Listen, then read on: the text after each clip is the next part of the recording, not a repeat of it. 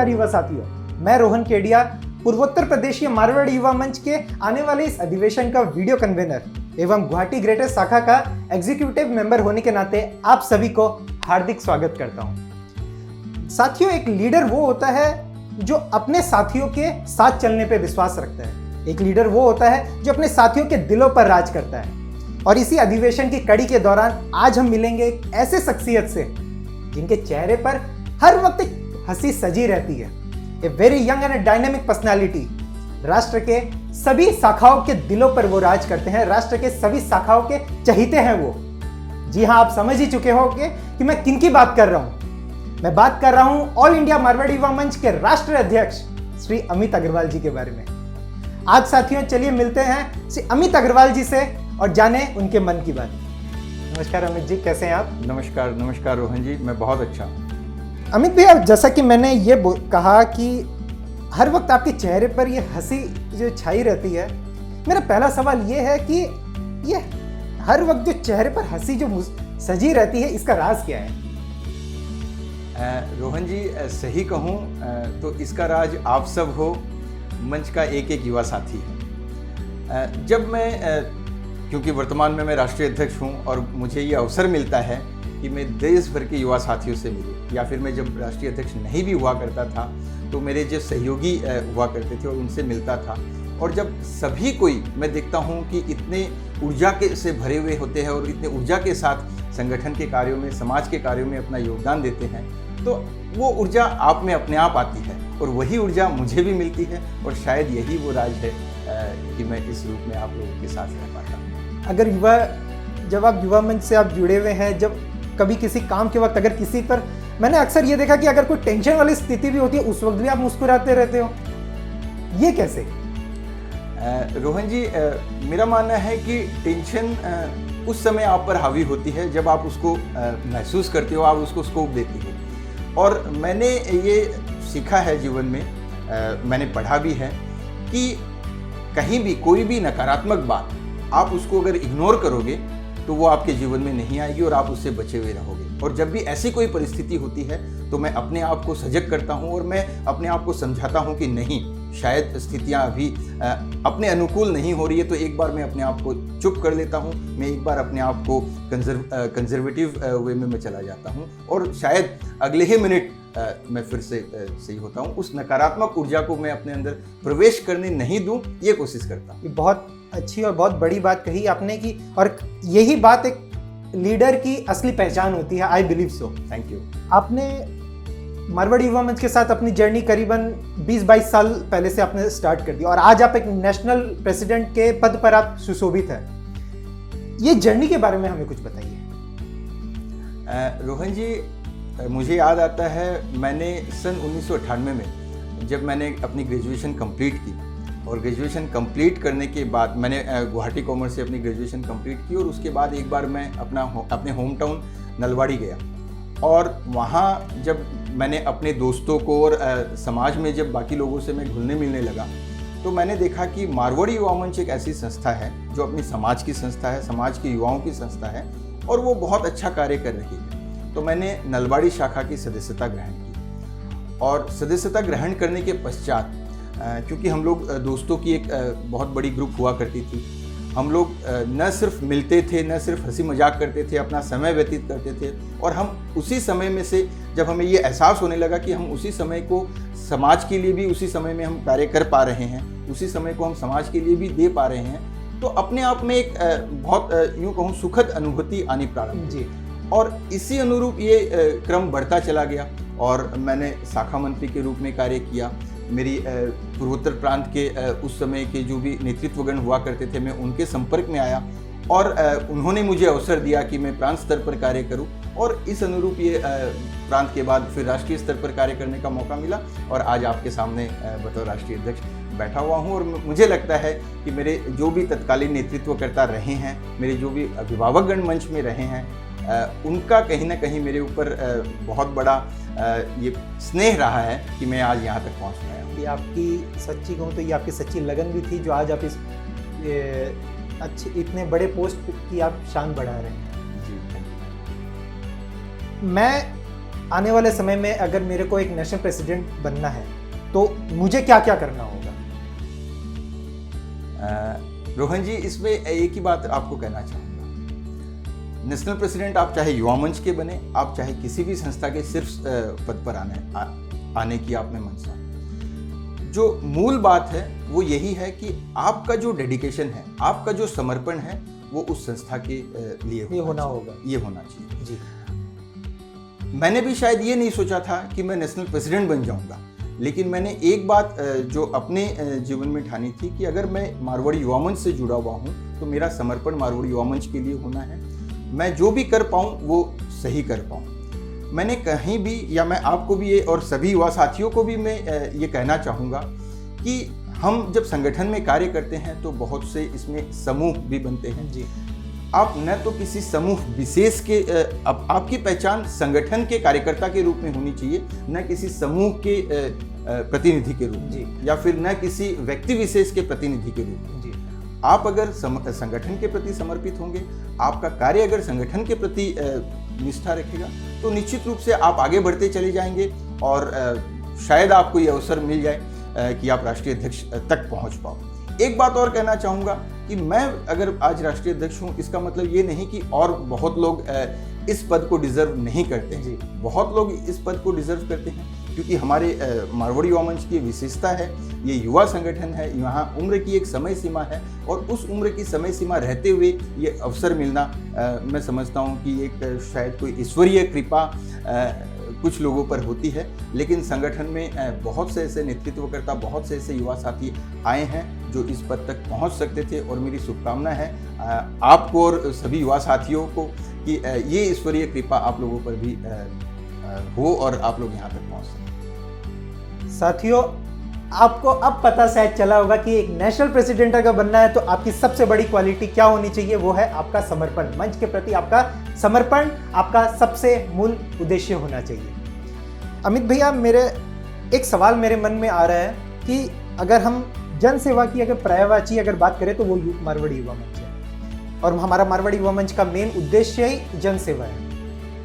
आने वाला समय टेक्नोलॉजी को अपना रहा, आने वाला समय बहुत डिजिटल हो रहा है। हर युवा अपने अपने सेक्टर्स को लेके बहुत व्यस्त होता चला जा रहा है।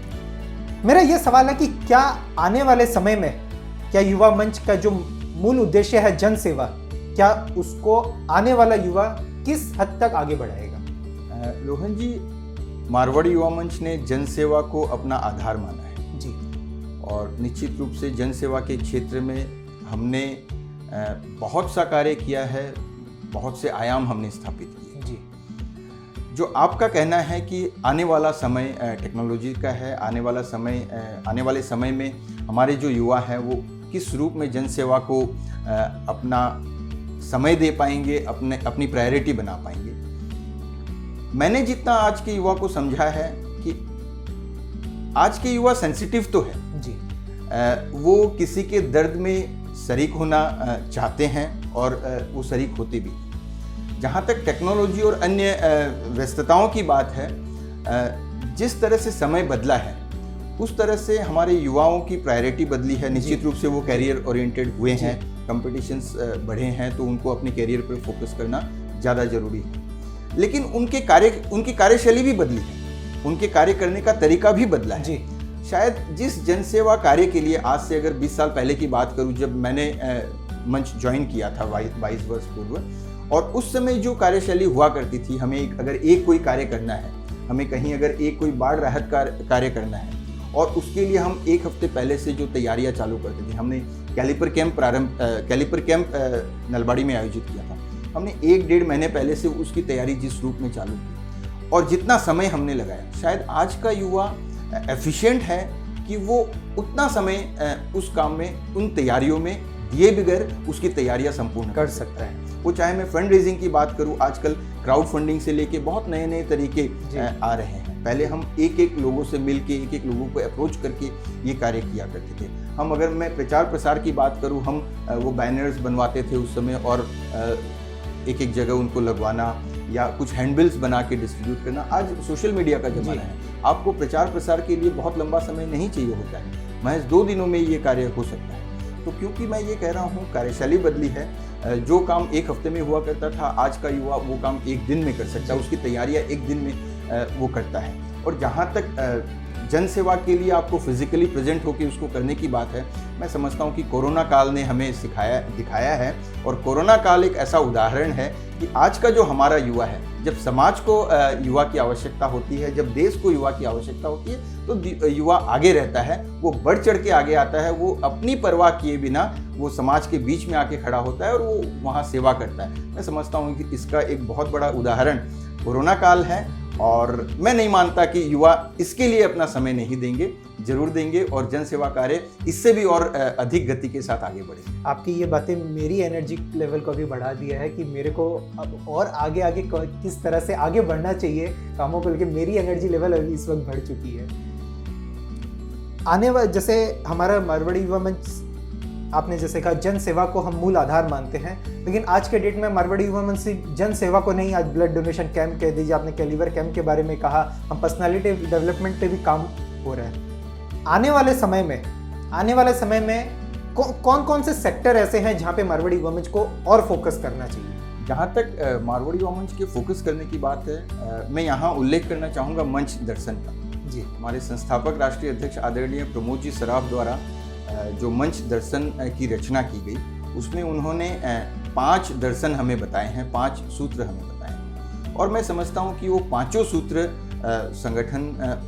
पे संगठन को कार्य करने की आवश्यकता है। ये बात मुझे भी माननी पड़ेगी, जैसा कि आपने कहा कि हमारी प्रायोरिटी कहीं ना कहीं, या फिर यूँ कहूँ कि हमारा जो अधिकांश समय और ऊर्जा है वो जनसेवा के कार्यों पे हम लगा रहे हैं, लेकिन साथ ही साथ हम व्यक्ति विकास के कार्य भी कर रहे हैं। जी, एक चीज़ मैं यहाँ जोड़ना चाहूँगा, मारवाड़ी युवा मंच की एक विशेषता है कि ये समाज का संगठन। जी, मारवाड़ी समाज को कहीं ना कहीं प्रतिनिधित्व प्रदान करता है, कहीं ना कहीं मारवाड़ी समाज के युवाओं का प्रतिनिधित्व संगठन के रूप में ये कार्य करता है। और मैं अगर इस यूनिकनेस की बात करूँ, इस विशेषता की बात करूँ, तो मैं यहाँ ये कहना चाहूँगा कि संगठन को आने वाले समय में अति आवश्यक है कि समाज की जो समस्याएं हैं, समाज की जो आवश्यकताएं हैं, मैं समस्या नहीं कहूँगा, मैं कहूँगा समाज की जो आवश्यकताएं हैं, क्योंकि हर एक समाज विशेष की कुछ आवश्यकताएं होती है, हर एक समाज विशेष के कुछ इश्यूज होते हैं, उन पे कार्य करने की आवश्यकता है। और उन पे हमने पूर्व में भी, हमारे स्थापना काल में भी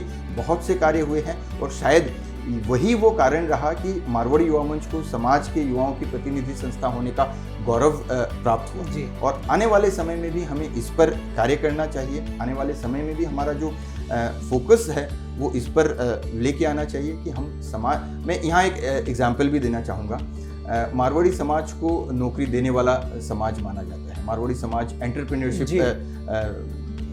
का समाज है, ठीक है, हम व्यवसायिक रूप में जाने जाते हैं। लेकिन बीच में जो एक ट्रेंड आया है, हम देख रहे हैं कि हमारे कुछ युवा, शायद जो नौकरी देने वाला समाज है, हमारे युवा नौकरी लेने की कतार में खड़े हैं। तो क्यों ना हम इस इशू पे बात करें, क्यों ना हम हमारे आने वाले जो युवा हैं, आज के जो नवयुवक हैं, उनको ये बताएं कि एंटरप्रेन्योरशिप जो इतना बड़ा एक एरिया है, व्यवसाय जो इतना बड़ा एरिया है, उस पर हम और किस तरह से काम कर सकते हैं, उसके लिए हमें और किस तरह से कार्य करना है। आज के युग में सरकार की बहुत सारी पॉलिसीज़ है, आपके पास कैपिटल अगर नहीं भी है, मूलधन अगर नहीं भी है, आप एक बिजनेस स्टार्ट कर सकते हो। स्टार्टअप जैसी कई तरह की पॉलिसीज़ सरकार की आ रही है। तो उन सब पॉलिसीज़ से, उन सारी स्ट्रेटजीज से हम आज के युवाओं को अवगत करवाएं और उनको प्रेरित करें कि वो व्यवसाय की दिशा में आगे जाए और नौकरी मांगने की कतार में खड़े न होकर नौकरी देने की कतार में खड़े हो। They should be instead of being a job seeker, they should be a job giver. Yes.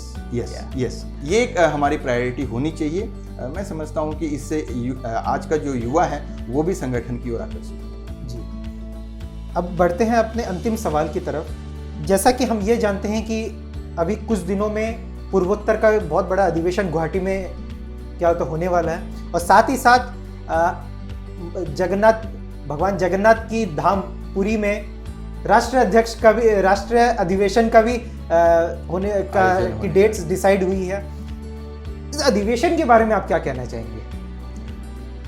Rohan जी, ये चाहे प्रांतीय अधिवेशन हो चाहे राष्ट्रीय अधिवेशन हो, एक बात मैं यहाँ प्रारंभ में कहना चाहूँगा, संगठन का अधिवेशन एक ऐसा अवसर होता है जहां हम विगत 2-3 सालों में हमने जो भी कार्य किए हैं, जी हमने जो भी उपलब्धियां हासिल की है, उसका हम उत्सव मनाते हैं। जी हमारे युवा साथी वहाँ सम्मिलित होते हैं, मिलते हैं और जो उपलब्धियां एक एक युवा साथी ने अपने अपने स्तर पर हासिल की है, एक दूसरे से वो शेयर करते हैं, एक दूसरे को बताते हैं और वो एक उसका उत्सव होता है। और साथ ही साथ आने वाले समय के लिए, आने वाले 2-3 साल के लिए उनको किस ओर अपना ध्यानाकर्षण करना है, जैसे अभी हमने बात की कि आने वाले समय में जी संगठन को किस ओर अपने प्रायोरिटी सेट करनी है, उसकी चर्चाएं भी वहाँ होती है, उस पर भी वहाँ कई तरह की बातचीत होके कुछ निर्णय भी होते हैं और कुछ एक रोड मैप वहाँ तैयार होता है। तो वो चाहे प्रांत का अधिवेशन हो, चाहे राष्ट्र का अधिवेशन हो, एक बात मैं जरूर कहना चाहूँगा कि संगठन के हर एक युवा को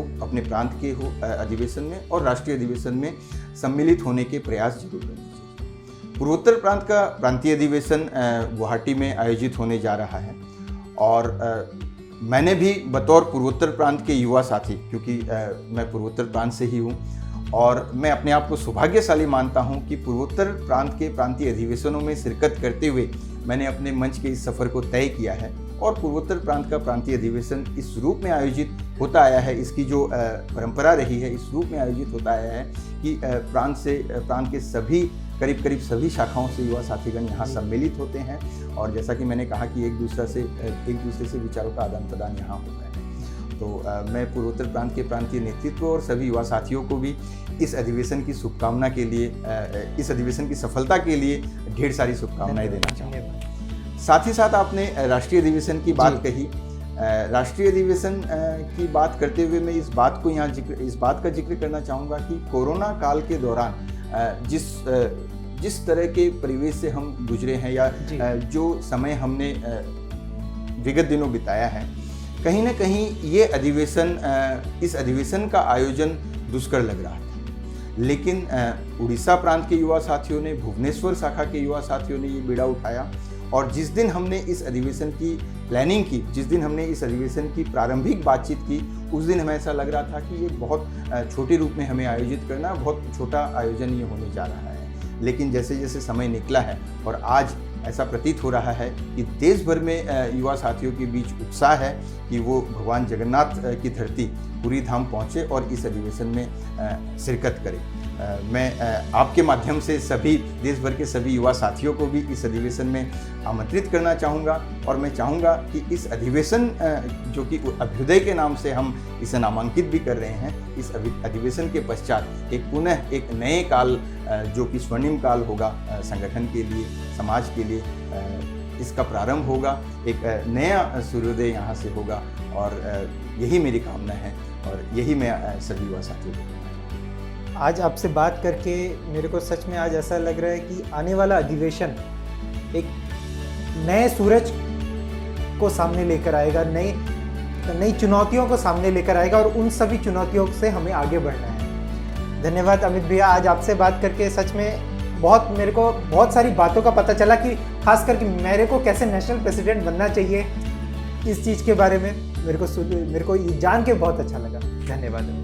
थैंक यू रोहन जी और सभी युवा साथियों को बहुत बहुत नमस्कार, बहुत बहुत शुभकामनाएं।